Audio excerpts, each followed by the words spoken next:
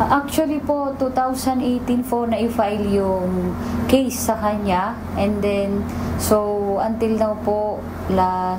nung April 16, may nagbigay po sa amin na confidential informant na kung saan po nalaman po niya na siya po ay pauwi sa kanilang tahanan, kaya po ito po ay aming nadakip. Sa atin naman pong awareness sa ating mga kababayan dito po sa Pililya,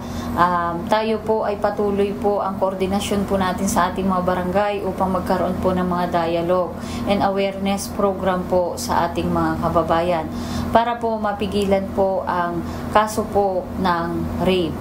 At the same time po, meron po tayong patrolya ng bayan. Nadakip ng mga otoridad ng Pililya Municipal Police Station ang lalaking nasa listahan ng National Most Wanted Person noong taong 2021